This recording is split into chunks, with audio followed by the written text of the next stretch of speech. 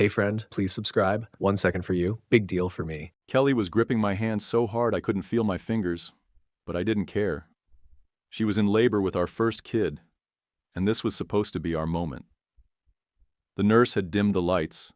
The playlist Kelly picked out was running low in the background, and I was right there whispering encouragement the way they showed me in the birthing class. 6 hours of breathing with her, talking her through the pain, and holding her hand like my life depended on it.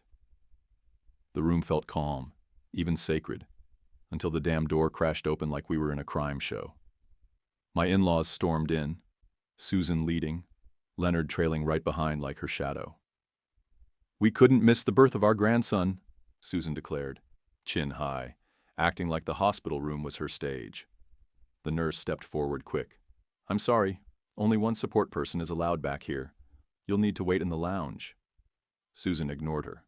Of course she did. She zeroed in on Kelly, eyes sharp like knives. She had never liked Kelly, thought she was too plain, too poor, too fast to marry me after only a year of dating. The woman never missed a chance to throw shade. "Timing seems convenient," Susan muttered, just loud enough to slice the air. I felt Kelly's body stiffen under my hand. Her face was pale with pain, but that line cut deeper than any contraction. My jaw locked, but I wasn't going to explode while Kelly was pushing our child into the world. The nurse tried again, voice firmer. "Ma'am, sir, you can't stay." That's when Leonard finally spoke, stepping forward like he owned the place. "We have a right to be here. This is our bloodline." Bloodline. That word hit like a hammer. Kelly let out a cry, another contraction tearing through her, and still these two wouldn't shut up. I stood up from the chair, squaring off with them. My voice came out low, but it carried. "She's the one giving birth, not you. Get the hell out." Susan smirked, like she'd been waiting for this showdown. Leonard crossed his arms, pretending he was the authority. The nurse glanced at me, waiting to see if I wanted security. Kelly squeezed my hand again, sweat dripping down her forehead. She needed me focused on her, not them. I stepped closer to the bed, planted myself right between my wife and her parents, and pointed to the door. "You heard her. Outside. Now." Quick note. Before listening further, share in the comments which city or country you're watching from. And let's continue. Leonard didn't budge.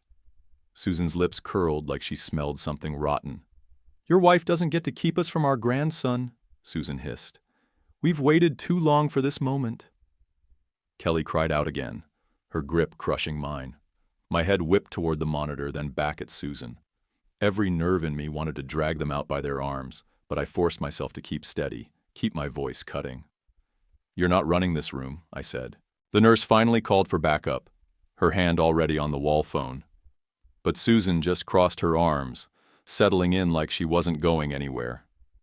The air was thick with tension, Kelly panting in pain while her parents stood there claiming rights they didn't have. My chest burned, my blood was pounding, and I knew this was only the beginning of a fight I hadn't signed up for. And I wasn't about to lose it in front of them. The next contraction ripped through Kelly like a storm, and she screamed out, clutching my arm so hard my skin burned under her nails. But even then, Susan wouldn't shut her damn mouth. When the baby finally slid into the world, crying with that raw, brand-new sound, the nurse placed him on Kelly's chest. I thought I'd never seen anything so perfect. And then Susan ruined it. "Doesn't look like a tanner," she said flatly, squinting at him like she was inspecting a broken toaster. Kelly's face dropped, joy wiped clean. My jaw clenched so tight I thought my teeth might crack. Leonard leaned in, voice sharp. "No one in our family ever had dark hair. Funny, isn't it?" My fists balled at my sides. For a second, I seriously pictured throwing him head first out the hospital window. "Enough!" I snapped, pointing to the door. "Get the hell out of here, right now!" But before I could push them, Kelly's weak hand tugged my arm. Her eyes locked on mine, calm and steady despite the tears and exhaustion. "You want proof?" she said, voice rough but sure. "Let's do a DNA test. All of us. Baby, me, Dean, and both of you." Susan's lips twisted into a smirk. She laughed, a sharp, ugly sound. Gladly. Once it shows you've been played, you'll walk away clean. No alimony, no strings. My chest heaved. And if it shows he's mine? I asked. Leonard didn't even blink.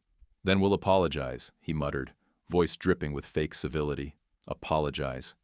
That word felt like poison in my ears. The nurse, sensing the gravity of what just went down, immediately called for the attending doctor. A few minutes later, paperwork hit the counter. Hospital staff set it all up official, documenting every word like this was a damn court case. They swabbed Kelly first, then me, then our son, his tiny cheek brushed by the cotton swab while he fussed against Kelly's chest. My heart cracked watching him whimper, and I swore right there I'd burn the world down before letting anyone take him from us. Then it was Susan's turn. She rolled her eyes, but opened her mouth wide like a queen granting charity. "Make sure they handle mine separately," she ordered, her voice dripping with superiority. The nurse didn't even acknowledge her, just labeled the sample and moved on. Leonard went next, puffing up his chest like he was too important to be questioned. When the swab touched his cheek, he flinched like a kid getting a shot. "Careful," he snapped at the nurse. "I don't want this contaminated." I couldn't stop myself. "Don't worry. Contamination isn't the problem here." Susan's glare cut across the room, sharp enough to kill if looks could. Kelly didn't even flinch. She was watching them with this steady calm, almost frightening in how controlled she was. That's when I realized. She wasn't scared. She was daring them. When the swabs were sealed, the nurse announced the samples would be sent out to independent labs for triple confirmation. Everything logged, every step signed off. Susan crossed her arms, satisfied. Good. Finally, some truth will come out. Kelly adjusted our son in her arms, her voice quiet but cutting. The truth always comes out. You just might not like it. The room went dead silent. Even Leonard's smirk faltered for half a second. I stood there, staring down the people who had just insulted my wife while she gave birth, who looked at my son like he was defective merchandise. My blood was boiling, but there was nothing left to say. The samples were gone. The fight had already moved to the next round. I pulled the blanket tighter around Kelly's shoulders, kissed the top of her damp hair, and looked right past Susan and Leonard. "We're done here," I said. Then I turned my back on them. 2 days later, they called us back. I walked into the consultation room with my son tucked in my arm, Kelly holding onto my other hand. She still looked pale from the delivery, but steady, strong. Across the table, Susan and Leonard sat stiff as marble statues, their posture screaming control even though their eyes betrayed nerves. The blinds were half drawn, fluorescent light buzzing above us. The table between us felt more like a courtroom bench than a hospital desk. A hospital rep came in, followed by a doctor in a white coat holding a thick folder. The folder had 3 sealed envelopes inside, each stamped with separate lab logos. The air felt so tight I could hear the envelope edges scrape against the table when he set them down. 3 independent labs verified these results, the rep said, voice calm but formal. Susan leaned forward, her bracelets clinking. "Just read them," she snapped, like she couldn't stand waiting another second. The doctor nodded, opened the first envelope, and read aloud. "Dean Tanner is confirmed as the biological father of the infant with 99.98% accuracy." I tightened my hold on my son, my chest swelling with both relief and rage. I turned my head, locking eyes with Susan. She looked like she'd swallowed glass. Before she could spit out an argument, the doctor cleared his throat and continued. "However, there's more. Dean Tanner shares no biological relationship with Susan or Leonard Tanner. 0% match." The words hung in the room like smoke. Susan's lipstick suddenly looked too bright against her drained, chalk-white face. Leonard's hand twitched around his phone, knuckles shaking. "That's wrong," he muttered, his voice so weak it almost didn't sound like him. "No mistake," the doctor said firmly. "The lab's triple verified." He slid copies of the paperwork across the table. "The results are conclusive." Kelly leaned in close to me, whispering, "Did he just say?" I couldn't answer. My mouth was dry as sand. My eyes were locked on the papers sliding our way, the heavy black print spelling out what I couldn't yet process. Susan slapped her hand on the table. "This is ridiculous. There must have been a mix-up with the samples. They probably mislabeled." The rep shook his head. Chain of custody was followed strictly. We documented every swab, every seal. There is no error. Leonard's jaw clenched, but sweat beaded along his temple. He finally spoke, his voice shaking. "So you're saying he's... what? Adopted?" "Not legally," the doctor said carefully. "At least not through any channels we can verify." Susan's chair screeched as she shoved back from the table. "This is slander. I won't sit here and be accused." "Sit down, Susan," Leonard barked, but it came out desperate, not commanding. Kelly shifted our son in her arms and looked straight at them. "You tried to accuse me of lying, tried to say this baby wasn't his. Now what do you have to say?"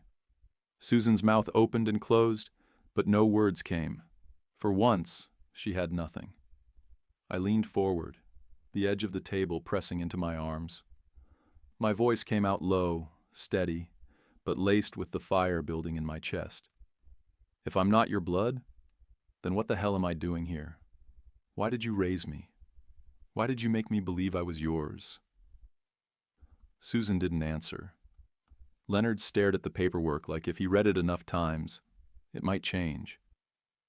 The doctor finally gathered the unused envelopes, his job finished. "That's all I have to present. We'll keep copies on file if you need further verification." And then they left us alone.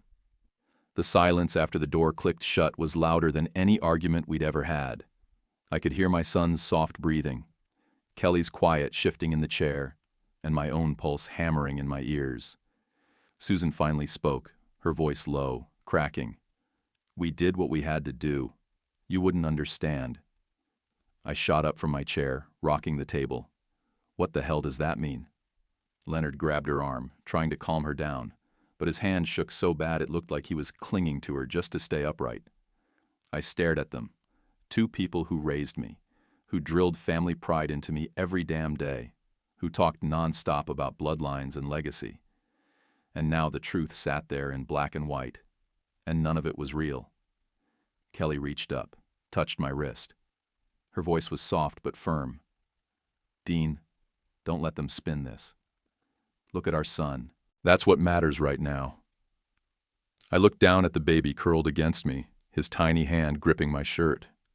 My throat tightened so hard it hurt to swallow. But then Susan muttered, almost under her breath, "This changes nothing." I snapped my head up. "The hell it doesn't." The hell it doesn't. The handle clicked, and the door swung open. An older man in a faded military jacket stepped in, shoulders squared like he'd spent a lifetime standing at attention. His hair was gray, his eyes steady. He looked about 70. "Hello, Dean," he said quietly. "My name's Raymond. I'm your grandfather. Real grandfather." Susan gasped like someone had cut her air. Leonard made a choking sound and half stood before sinking back down. I stared at the man, my brain trying to grip onto something solid. My son stirred against my chest, letting out a tiny squeak. Kelly shifted closer, her hand sliding up my arm. Raymond didn't look at Susan or Leonard. He looked at me. "My daughter Emily gave birth to a boy 32 years ago at a county hospital. She was dealing with postpartum depression. Susan was on staff there." Susan's chair scraped as she jumped up. "This is insane. Who let you in here?" Two men in plain clothes stepped in behind Raymond. Cops. Badges on belts. Calm faces. One of them, tall with a neat beard, lifted a hand. "Detective Alvarez," he said. "We've had a case open since Mr. Carter came forward 2 years ago. The DNA confirms what we suspected." My mouth felt like cotton. "So you're saying—" My voice barely worked. "They kidnapped me?" Raymond nodded once, holding back a tremor in his jaw. "Your real name is Ryan Carter. You were born to Emily Carter. She passed away never knowing what happened to you. The room flipped. The words didn't land all at once. They slammed in waves. Ryan, Emily, kidnapped. I heard the fluorescent light buzz, felt the weight of my son, smelled the antiseptic and old coffee in the hall, and none of it anchored me. Susan pointed at Raymond with a shaking hand. This is a setup. He wants money. He's trying to claim some inheritance. Sit down, the detective said, voice like a door deadbolting. Leonard finally found his voice. We raised him. We gave him everything. This is outrageous. Raymond's gaze didn't leave me. Emily was 20. She struggled after the birth, but she wanted her boy, my grandson. She held him. She named him. And then, he swallowed hard. She was sedated. When she woke up, her baby was gone. I felt my grip tighten around my son until I had to force my fingers to relax. Kelly's hand pressed into my back, grounding me. Susan shook her head so hard her earrings rattled. None of this is true. They're lying. I didn't even work in— Stop, Leonard hissed at her, but it sounded like pleading more than command. Detective Alvarez stepped to the table and set down a thin folder. We're not here to argue opinions. We have records from the county hospital, shift logs, signatures, witness statements, and now, DNA. 3 labs. No biological link between you two and him. He nodded at me. But a strong match to Mr. Carter's family line? Raymond's voice dropped, rough at the edges. I served 22 years. I missed birthdays and ball games, but I never stopped looking. Once those home kits got popular, I started pushing. It took time. It took money I didn't have. But I wasn't going to die without trying. Susan laughed once, sharp, hollow, touching. Meanwhile, where's your proof that I stole anything? I was a professional. I followed orders. Raymond's eyes chilled. You took my grandson. Kelly straightened, chin high. You accused me of lying in the delivery room. You wanted a DNA test. You wanted truth. Now you've got it. Leonard's face turned the color of ash. He glanced at the door like he was gauging how fast he could run. I shifted my son carefully into Kelly's arms and stood. The floor felt unsteady, like I was moving on a ship. If my name is Ryan, who the hell is Dean? What have I been living? The words came out harder than I intended. I didn't care. Raymond's lip trembled. He pulled something from his jacket pocket, a small, worn photo wrapped in a plastic sleeve, and slid it across the table. A young woman with light brown hair held a newborn, her smile soft and tired. Emily, he said. My girl. My throat closed. I didn't touch the photo. I couldn't yet. The second cop, a shorter guy with a buzz cut, spoke for the first time. We're coordinating with the county and the hospital administrators. There's a paper trail. It's faint, but it's there. The statute is complicated, but the fraud and record tampering, those don't go away. Susan barked a laugh. You think a couple of dusty files and a grandpa's sob story will stand up in court? He was ours. Everyone knows that. I turned on her. Was I? Or was I a project for your ego? A trophy for your talk about legacy? Her mouth snapped shut. Raymond drew a breath like it hurt. I'm not here to take you. I'm not here to ruin your life. I wanted you to know the truth. Your mother loved you. She named you Ryan, after my brother. She knitted a blue blanket for you, even though she wasn't any good at it. He looked down, blinked fast, then met my eyes again. She carried that grief until the day she died. The grief in his voice scraped something raw inside me. Part of me wanted to lunge across the table at Susan and Leonard and demand every answer. Another part wanted to grab Kelly and our son and get the hell out of that room. Detective Alvarez placed a hand on the chair back, steady, composed. Mr. Tanner, Dean, Ryan, however you want to be addressed, we're going to need a formal statement from you. Not right this second, but soon. I nodded once. My mouth was too tight for words. Leonard pointed at the detective's folder. You don't know what you're doing. You're destroying a good family. We never hurt him. We gave him everything. Except the truth, I said. Silence hit like a slap. Susan sank into her chair, her eyes darting, calculating, always calculating. If this gets out, it will ruin his life. Think about your child, Dean. Think about your career. I stepped closer to the table, planted my hands on the cool surface, and leaned in until she had to look at me. You don't get to say my name like that. Not anymore. Raymond's voice softened. You don't owe me anything. But if you want to know her, if you want to know us, I'll tell you everything I can remember. Kelly stood up beside me, our shoulders touching. We'll listen, she said, but not while they're here. Detective Alvarez nodded, understanding. We can separate rooms. For now, we'll keep everyone where they are while we finish the conversation. Susan grabbed her purse like a shield. You can't keep us. No one's keeping you, Alvarez said evenly. But we're not finished. Raymond took a step closer to me, slow, careful, like he didn't want to spook a wild animal. He stopped an arm's length away. I don't want to crowd you. I waited a long time to look you in the face. I'll wait longer if I have to. I finally reached out and picked up the photo.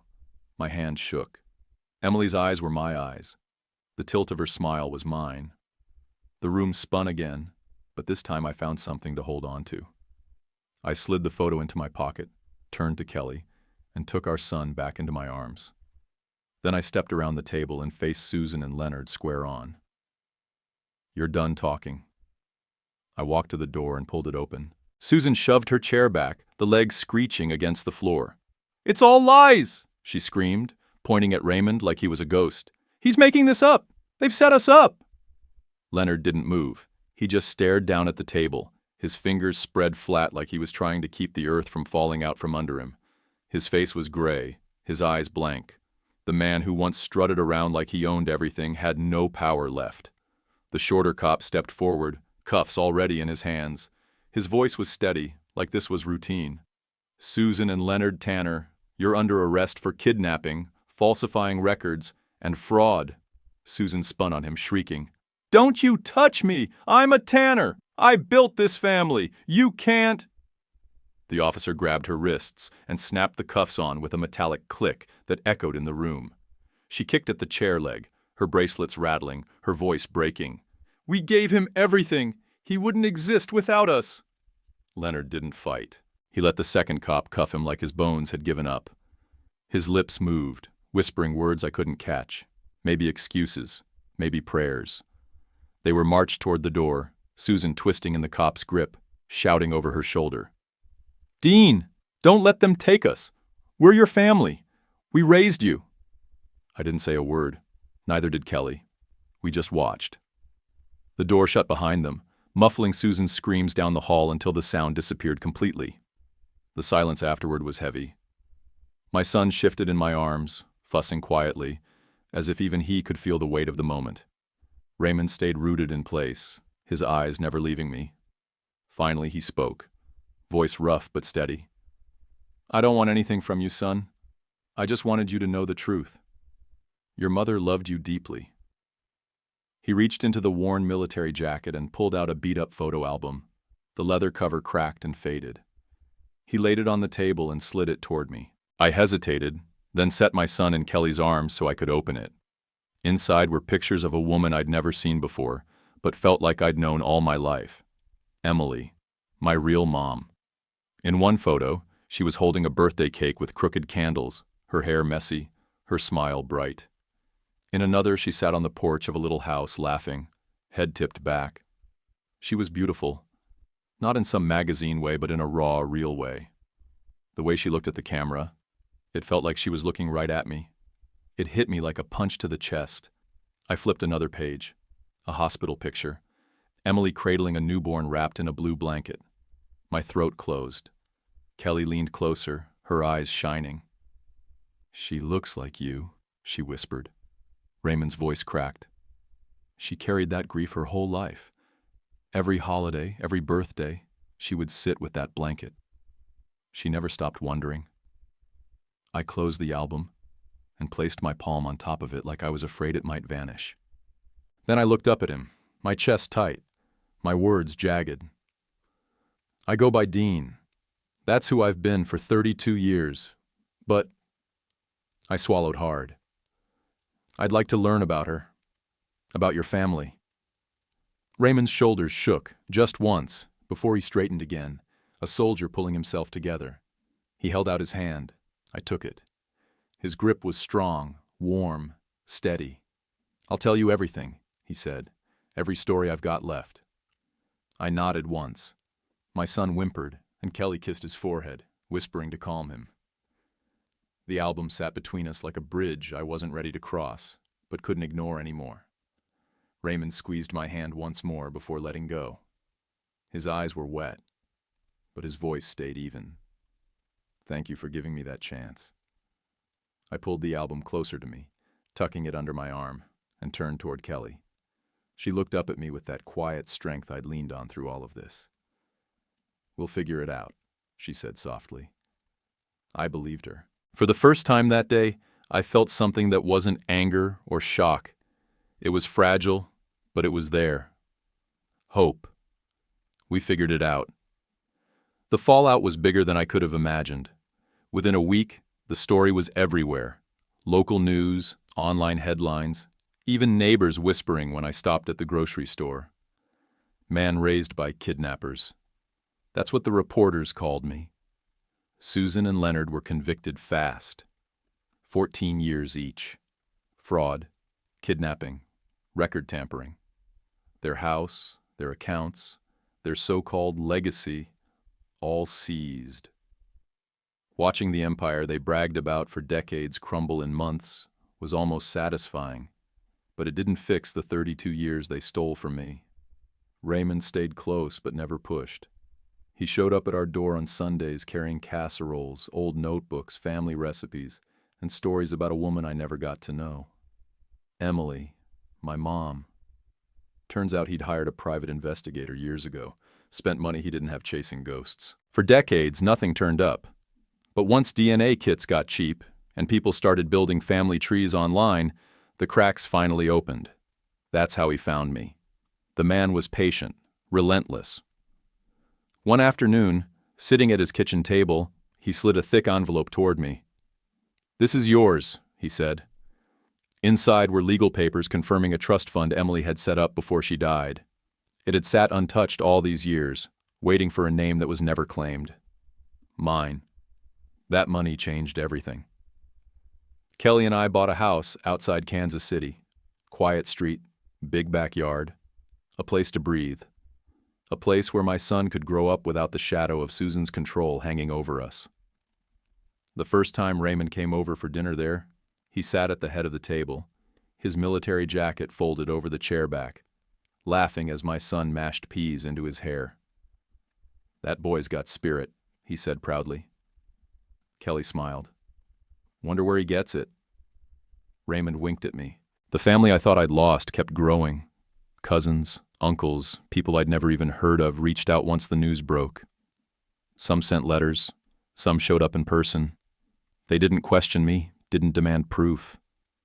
They just opened their doors. One cousin, Mark, threw his arm around me at a barbecue and said, "You're one of us, that's it. Simple as that." It stunned me. I didn't realize how much I'd been waiting for someone to say those words. Every Sunday, Raymond came back with something new. A story about Emily's stubborn streak. A recipe for her favorite pie. A faded Polaroid of her holding me. Proof that for a short time I was exactly where I was meant to be. Kelly would listen, soaking it all up. Sometimes she'd tear up. Sometimes she'd just smile and rub my back. She knew how much it meant, even when I couldn't put it into words. One night after Raymond left, I sat with the photo album open on my lap. My son crawled across the couch, slapping his hands on the pictures like he knew the faces. I whispered to him, "That's your grandma. That's Emily. She didn't get to meet you, but she would have loved you." He giggled, smacking the page again. Kelly leaned against me, resting her head on my shoulder. "He's going to grow up knowing where he comes from," she said. And she was right. He was surrounded by real family now. Not people obsessed with control, image, or bloodline bragging rights. Real people who welcomed us, no strings attached. I thought about Susan and Leonard a lot during those early months. Not with longing, never that. More like looking back at a nightmare you can't believe you survived. They spent years parading me as their perfect creation, their bloodline. But when it came down to it, they were frauds. My son didn't need frauds. He needed warmth, grounded roots, real love. And now, he had it. On a Sunday evening, Raymond brought over an old recipe card stained with grease. "This was Emily's fried chicken," he said, sliding it across the table. "No one ever got it quite right but her. Maybe you'll do better." I laughed, shaking my head. Kelly's the cook in this house. I burned toast. Kelly smirked. "We'll try it together." Raymond chuckled. That's all she ever wanted. Family together. Later that night, after everyone was asleep, I stood in the doorway of my son's room. He was sprawled in his crib, one hand curled around the wooden toy Raymond had carved for him. Peaceful. Safe. I leaned on the frame, arms crossed, letting it sink in. For the first time in my life, I didn't feel like I was borrowing someone else's family or playing by someone else's rules. This was mine. A year later, our backyard was packed with people, balloons tied to the fence posts, paper plates stacked on the table, kids running wild through the grass. My son sat in his high chair at the center of it all, his face smeared in chocolate frosting, hands pounding on the tray like he was leading the party. Under the patio light, Raymond pulled out a harmonica and started playing a slow, easy tune. Heads turned, laughter quieted, and for a few minutes the whole party just listened to him. His notes floated over the yard, warm and steady, like they'd always belonged here. I stood next to Kelly, arm around her waist, taking it all in. The chaos, the laughter, the peace. It was the kind of moment I didn't know I'd been missing my whole damn life.